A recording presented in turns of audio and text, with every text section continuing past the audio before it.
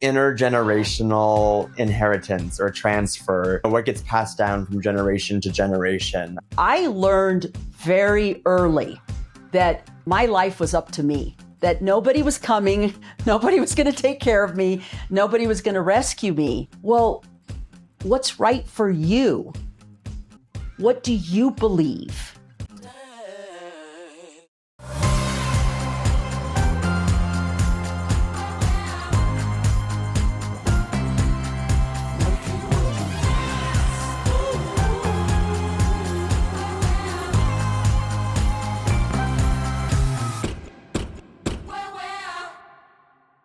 I'm really excited to be sitting here with you again. I think this is our fourth episode now in this 12-week journey.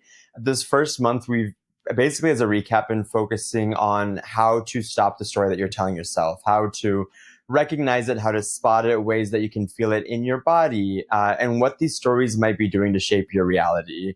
Last week, we had talked a bit about some of the physical ways that these experiences manifest inside of your body. And also we talked about how they show up in the workplace too, and how the workplace, just like your family life, just like home life, just like your friendships or relationships, is also a place where stories just abound. And it's important to pay attention to what's happening with stories there. This week, I've been really excited for this conversation. I really loved reading this post just because I think it sits really close to home for you and me. This is something that you and I have been talking about quite a bit, which is kind of this larger framework of intergenerational inheritance or transfer. What gets passed down from generation to generation. I think a lot of times that looks like trauma. Oftentimes that can look like culture or shared values or beliefs. But what you're talking about in the blog post this week is that these things that look like culture or these things that are transferred down are also just stories. Again, like it's always coming back to these stories that we're telling ourselves or stories that we're living with. And what was really interesting to me, and I think where I want to begin today just talking about a little bit, is how these generational stories that we carry with us kind of give us this two-pronged experience when it comes to entering in places that we're not familiar with or new settings. You start off your blog post talking about being in this meeting and you walked in and like instantly you could clock that you were the only Latina there. You're the only person that looked like you. You suspected you're maybe the only queer person there. And so in those moments, you were feeling a lot of the shame that you had maybe inherited from your family, or the beliefs that you weren't enough, or you weren't white enough, you weren't smart enough, you weren't, whatever that is. So that's one part. I think it's very common for people that are first generation or the first in their space that you and I have talked a lot about.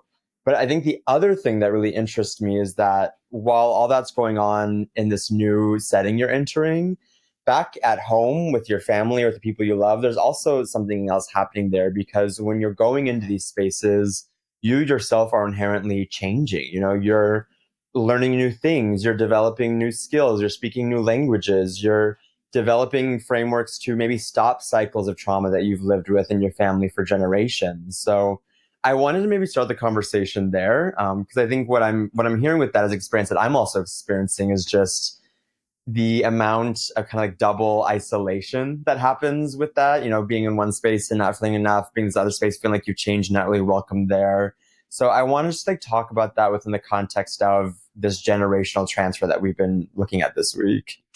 Sure. I'll start with the experience. I call it straddling two worlds and really feeling like you don't belong in either one of them. That was my experience. And it really shifted for me when we talk about not feeling like I belonged. It shifted, with my regard to my family, it shifted as soon as I got into college. And I was in that world, the white collared professional academic world. And it was a weird experience for me, because in both places, nothing's actually being said. Although sometimes there might be a side comment here and there, but mostly things aren't being said. It's an energy. You can walk into a space and go, okay, this feels really weird and uncomfortable, and nobody has to say a word. And I think what was interesting is before I got into college, like up until my high school years, I never had the experience of feeling like, oh my God, I don't belong in this family. Now, I might have had more of an existential experience of, I don't think I belong on the planet, because I just experienced life differently. But I never felt like, oh, I'm not part of this family. I felt like I belonged in this family. I looked like the people in the family. We had common experience, shared experiences. And so I felt like I belonged.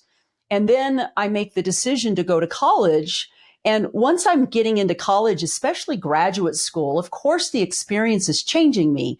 And in a way, 30 years ago, it was not uncommon for me to be in a space, be in a room, whether it was a college class or a graduate school class or a meeting of professionals. It was not uncommon at all for me to be the only Latina, the only brown person in the room, much less queer, because I was in the closet. And this was back in a day that you didn't talk about these things. But obviously my last name and my skin color is going to give it away. And, I would walk into those spaces and no one would say anything, but the looks, the silence was heavy. And it'd be like, okay, this is really uncomfortable. This is really weird. And, I was a survivalist. I mean, I grew up in a pretty rough childhood. And so I learned very quickly how to scan environments, figure out the rules. And, I know today now we have this wonderful language of code switching. We didn't have that language when I was younger. It's just like, okay, what do I do so that I fit in, that I blend, that I'm not sticking out like a sore thumb. And so, I learned that. I learned the patterns to survive in these spaces. At the same time, navigating an incredible amount of internal discomfort, in the background, my thoughts were, I don't belong here. I don't belong here. I don't belong here. And I was really trying to hustle to figure out how can I be okay in this space and convince others that I belong here. So there was that. And then, of course, being in those spaces, they're predominantly white. And, I learned what it was like to be in the white world. Like you said, code switch, you blend in, you figure out the rules, you figure out how you're supposed to be. Well, in the process of doing that, it was changing who I was. And so when I would go back into my family, they saw me differently. They experienced me differently. And I started feeling as much as an outsider in my own family as I did in these spaces where I would be the only brown person. And it was the same thing. It was an energy. It was the looks. Every once in a while, I would catch a side comment of, she's too big for her britches, or, she thinks she's better than we are, or, oh my God, look at the fancy words she's using. There would be little comments like that, but mostly it was silence, but you could feel it. You could cut the tension in the room with a knife. That's so interesting. What I was picking up from what you were saying was a couple things. I mean, one, you had just said, I felt like I was changing, which I think is such a huge shift. I think when a lot of people grow up, if they go to school, that is a life-changing experience. But you're saying not only was I getting an education in the classroom, I was also getting an education on how the world works and how difference works, and maybe how different I was and the rules of this place. And I think what was really interesting to me when you first started talking was that you learned very quickly because you had developed a certain kind of vigilance from the world that you had grown up in. It was a very different world. It was a world that required you to be vigilant and stay alert because of threats to your safety, or, just over it. Yeah, just that. And so I think what I'm picking up on from there is that these experiences that we've had that have made us the person that we are, the stories that we're carrying with us, they don't necessarily always have to be bad things. Like, they could be there for our protection, like, staying vigilant, staying alert. And at the same time, like that really just changes the way that we show up in any space, more often than not out of necessity. Like you had said, you're becoming vigilant, you're staying alert because you feel like you had to hustle when you were in these spaces and you feel like you had to prove your worth. And I'm excited to talk about that a little bit more too, because, we've talked about hustling and, hustle culture is just such a big part of our family. It's a big part of Latino culture, immigrant culture at large, as this need to constantly be working and proving yourself and getting that seat at the table that you were never invited to. And at the same time, that hustle can be a mixed bag. It can be complicated. It puts you in a position of constantly needing to prove yourself, of constantly needing to show that you're enough. And that often kind of puts you in this place where you're not enough, maybe, or where you're feeling that exclusion. And I think what's so interesting about this is that it's not only in those white, new academic spaces you were in, it was also back at home too, where this was starting to happen, where it was like, I don't need to just prove myself to the white world. I now need to prove myself yet again back to my family that thinks I'm this alien person now. Mm-hmm. Mm-hmm. Well, and also I think it was compounded too because there are unspoken family rules that I was breaking. So, this may not be something all firsts identify with. In my situation, I left home early. I left home before I even graduated high school. I started my senior year and I left home. And I did it as a decision of survival because I really was very worried about my well-being emotionally, my well-being. And so I left. And so the rule that I broke was you don't leave your family. You don't leave your family. In the Latino culture, it's a very tight-knit group and family comes first. And so when I chose to save myself, my family experienced that as a betrayal. And so I think that kind of set up that tone. And then when I decided to get an education, that was another form of betrayal because from my family's perspective, education was a product of the white world.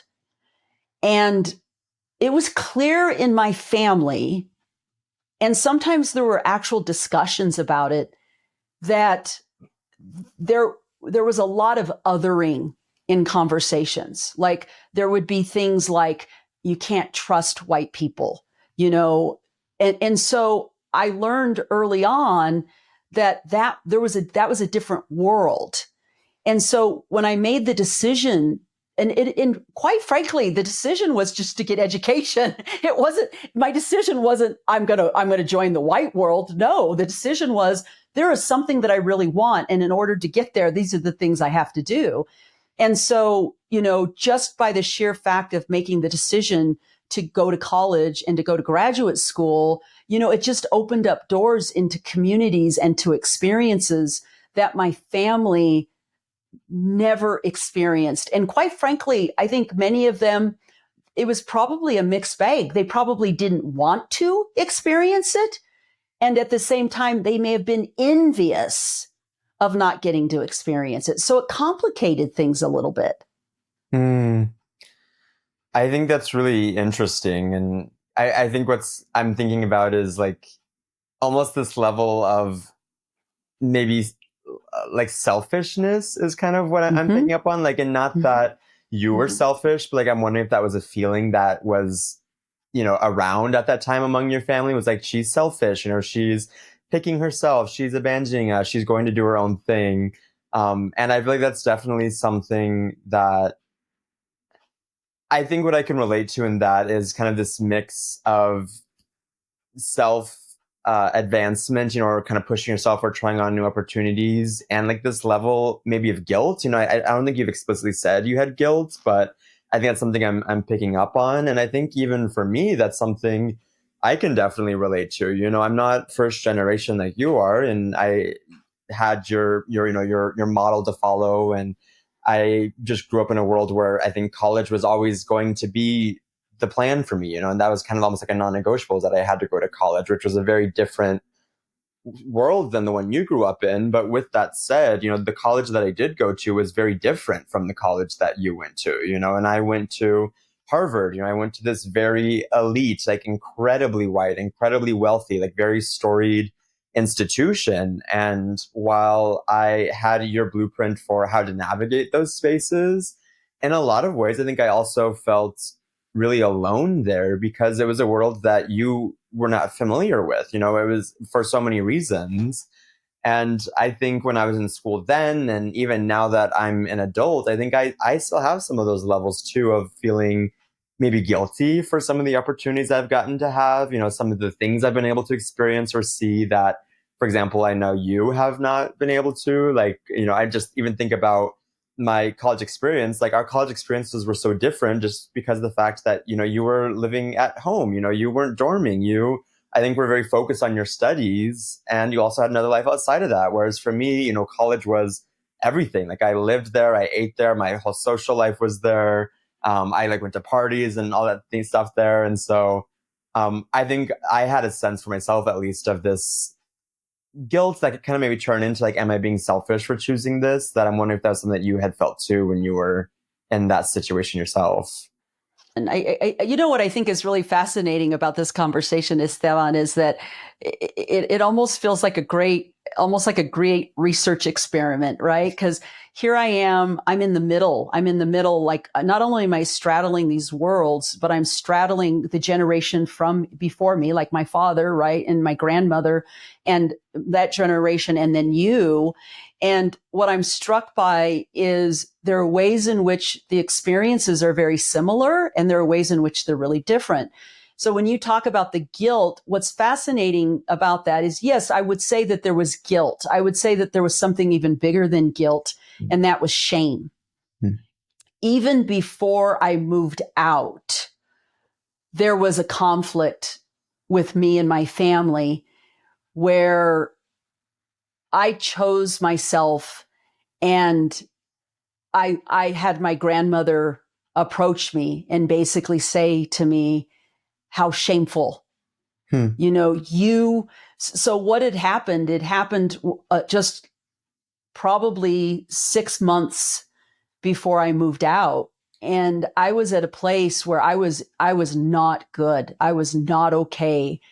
My past had caught up with me in the sense of all the neglect and abuse, the emotional and physical abuse, and not feeling chosen and wanted. And it caught up with me. And I was really struggling with depression and, not wanting to be here, just wanting to end my life so I didn't have to feel the grief that I felt, the loss, the depression.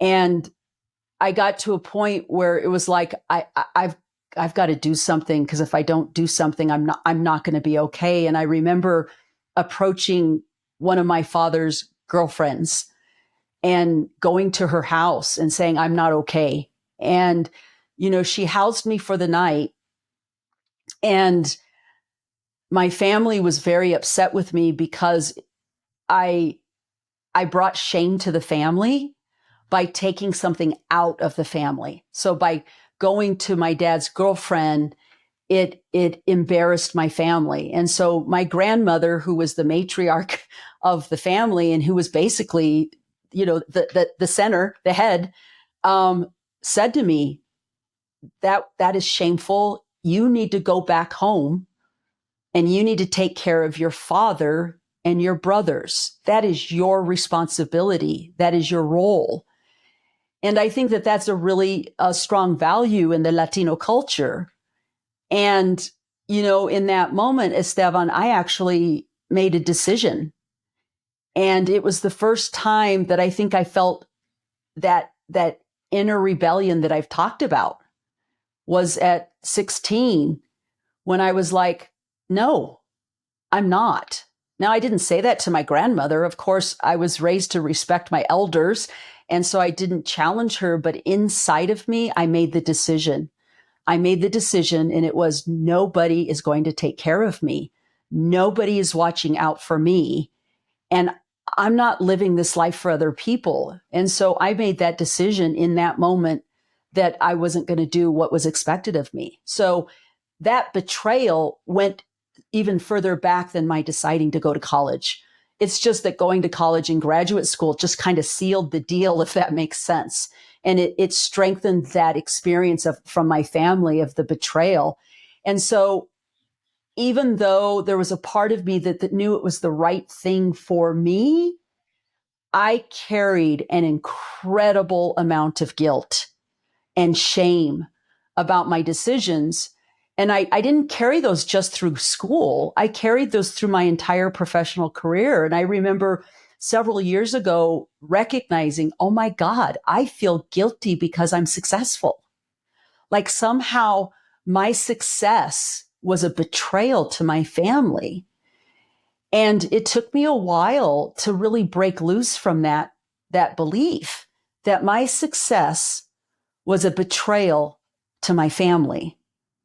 Is this, with the term that you're using is like betrayal, and I think that word in and of itself is a very loaded word. I think it signifies a lot of the guilt and feelings that your family had maybe put onto the decisions that you had made. But it sounded like from like such a young age, you've been quote unquote betraying the rules of your family, that you as a woman take care of your family, take care of your father, take care of your siblings. You don't ask for help. You don't get the support that you need. You accept the neglect that you're experiencing. And from a young age, you were betraying that. You sought help, you went to school, you bettered yourself, you got this level of success. And at the end, or I guess, now you're kind of having this moment where it's like, okay, I did it, I succeeded, and I'm still carrying that guilt that's been baked in me from such a young age. So I feel like I want to hone in on that a little bit more. I think just because I think it's a path that a lot of firsts are having to navigate, is like, how do I shed the stories I've been told from my family, from my culture, from the world, and what do I do with that guilt that's still left behind if I do, move on or go pick something else besides the only story I've been given from my family? Not only that, as we're having this conversation, Esteban, one of the things that I'm thinking about is my father. And, he's not alive to tell his story. And so I know that a lot of what I'm saying about what I think his experience is a projection, right? I really don't know. And this is something that I came to after he died, within a year, it was like, oh my God, I'm my father. And what I meant by that was, I think that what I experienced in my family as the oldest child, I think my father experienced it as well. My father was a very successful businessman. And just because he was a businessman, he was in the white world. He was navigating those spaces, but in a very different way, because I was in an academic world. He was in that business world. And my dad was successful. And I think there was a lot of resentment from his siblings about about his success. And I suspect that he experienced similar things as I did, in the sense of there was an unspoken message that somehow he was turning his back on his family. But I think he and I navigated it differently. What I did is I created more distance. So the way that I managed that tension was I ran from it. Like, I just created distance. I didn't have close relationships with my family. I tried to navigate it for many years, and it was just too hard, and I wouldn't do it. It wasn't worth it to me. The load, the emotional load wasn't worth it to me. But I think my father chose the emotional load.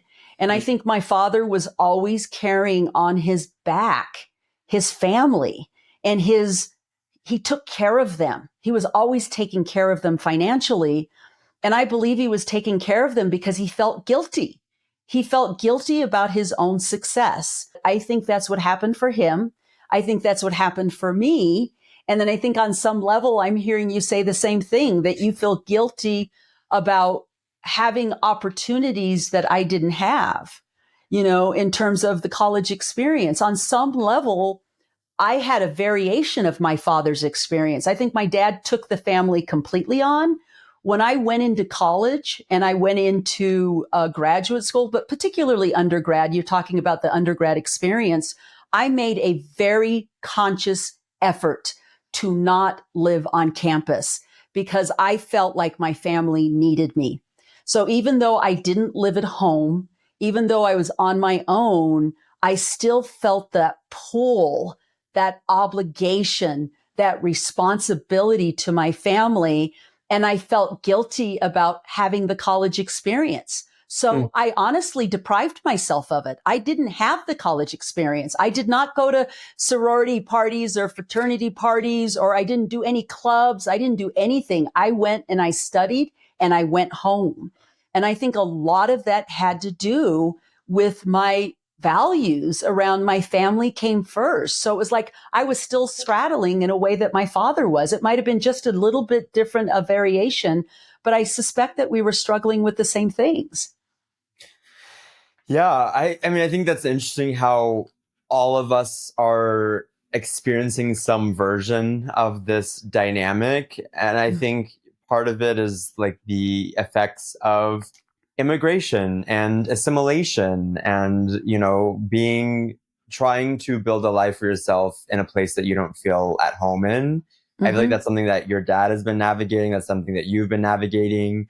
I feel like, it's interesting because out of all three generations, I feel like I'm the most Americanized, and I'm the most, privileged in a lot of ways, especially from the world that you came from and the way that your father came from. And still, I feel like this is a dynamic that's at play for me, and maybe the stages are a little bit different. Maybe I'm at Harvard now, or I'm living in Los Angeles, so I'm like really deep into the white collar world now in a way that you were just beginning to chart. But a lot of that guilt is still there, and it's so thorny and knotted because it's guilt for abandoning your family. It's the frustration with the stories you've been handed from your family that this new world has dismantled in some ways or challenged in some ways.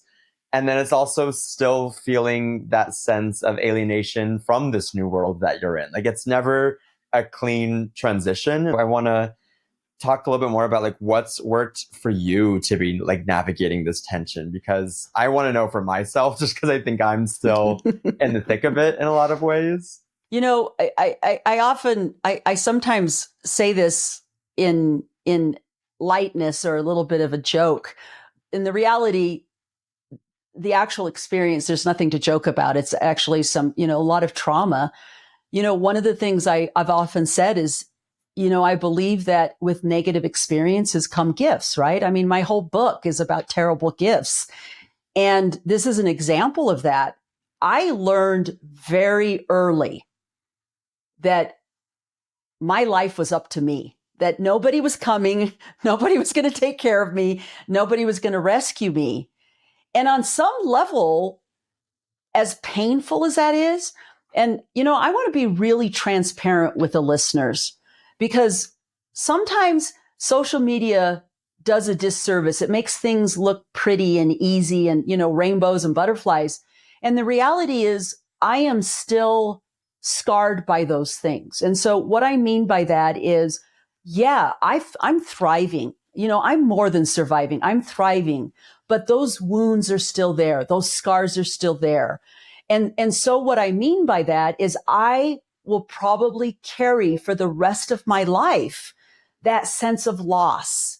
There's grieving involved with not getting your needs met. There's grieving involved with not being chosen and not being protected as a child. So that is always there. Okay. It's in the background. It's faint, but it's there. And sometimes it shows itself more than others. And so I want to make that really clear. I don't want to mislead listeners. This is part of living. This is part of being human.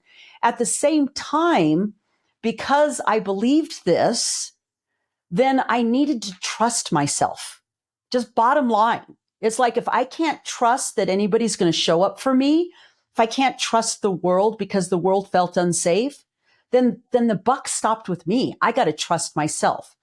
And so why is that important in terms of navigating spaces? One of the things that I was very conscious of, or that I was aware of, is I would go into these spaces And I realized, okay, I don't feel like I belong here. This is weird. I'm getting weird looks. The energy feels weird. And it would be like, okay, what's expected of me, or how am I supposed to fit into this? I was having that talk internally, yet at the same time, I was having another talk. And the other talk was, well, what's right for you? What do you believe? What do you think is the right thing here? What are you going to feel most proud of? What is the right thing to do? And so what I was basically doing is bringing it back to me. So I think the irony is that, whether my family actually said it out loud or not, there was this implication that I was selfish, right? Because I chose me. And although sometimes I think I drink that Kool-Aid and I believed it, at the same time, it was like, I need to focus on my own wisdom, because I don't have the wisdom outside of me. I don't have people that I can count on and trust. And so going back to your question, Esteban, is how do you navigate those spaces? Is I think about this technique: zoom out and then zoom in, zoom out and then zoom in. And it's funny. I use that with my clients a lot when we talk about, let's zoom out, let's zoom in.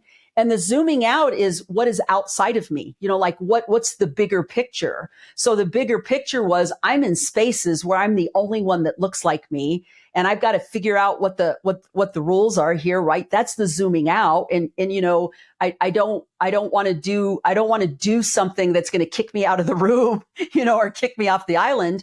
Yet at the same time, I would zoom in and go, what am I experiencing right now? What's happening for me? Oh my God, I'm really tense. I'm uncomfortable. Well, why am I uncomfortable? Well, I'm uncomfortable because I'm worried about what they're thinking about me or what they're saying. Well, Charleanea, does that really matter? No, it doesn't matter, because what matters is what my experience is. And what really matters is I want to walk away from this experience and feel proud of what I chose to do, and feel like I showed up for myself. And so that became my compass. When you increase your awareness and you're in your body, those are the building blocks. And as you build that awareness, it's more accessible to you. And as it's more accessible to you, you will start to notice that it has messages.